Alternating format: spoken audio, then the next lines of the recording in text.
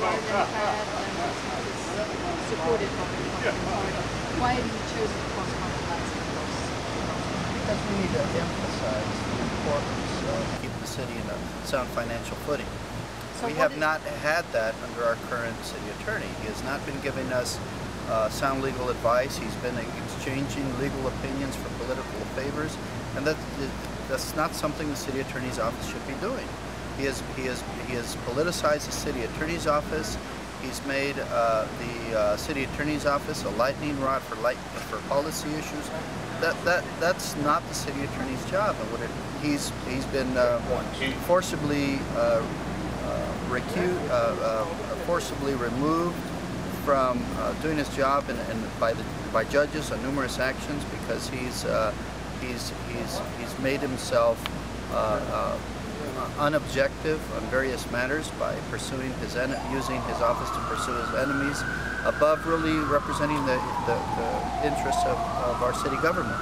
He's losing all the lawsuits that he's filed without council direction. It's costing us millions and millions of dollars. We're having to subsidize his $40 million annual budget. This past year was $20 million in outside counsel.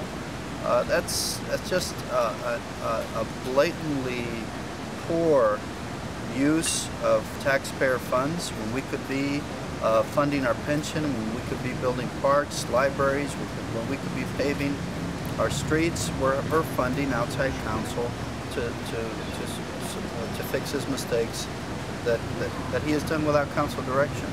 Oh, one last question then. You were not one of the council members who in 2002 voted, that crucial vote on the pension fund. So it's not like he's been after you personally. It's not like he's had any kind of vindicative. Well, he has in a different way. I mean, he has asked me to vote on matters that are important to him. He has asked me to cast my vote in a certain way, which I think is highly unethical.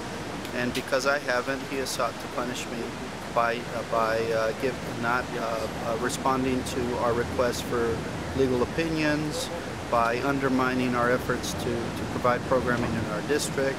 It's been a very, very bad experience working with the city attorney because if he has the opinion, if you're not with me, you're against me, and I'm going to go after you. And we just cannot have that situation in our city attorney's office. We rely on our city attorney to provide us information to make the right decisions. And if we're being deprived of that information, we're not going to make the best decisions in the best public interest. Can you just give me a quick example of issues where he's asked you to vote in a certain way? Wow, there's so many. On the Mercado, on the Mercado project, he asked me to recuse myself, and I asked him why, and he says because he wanted to have the authority to make the decisions on that project. That's a policy matter. That's a redevelopment agency matter. He asked me to recuse myself and just come out publicly and tell the public that I had a financial conflict of interest when I didn't have one. He also came to me and asked for my support on his various lawsuits against the pension, against city staff members. And there have been numerous examples in which he has personally asked me to support policy that he supports, and it shouldn't be, our city attorney shouldn't be weighing in on policy. He should be weighing in on a legal opinion in terms of how that policy applies and how that policy exposes our city to litigation. And has he punished you? We have succeeded. He has not. I think good has prevailed. We have... but you said he had punished your office as a result of you not, Well, he tried to... currently, he is not signing contracts. He is not allowing the CDBG awards that we've made to go forward. He's holding a lot of issues up by not signing them, by not moving them forward.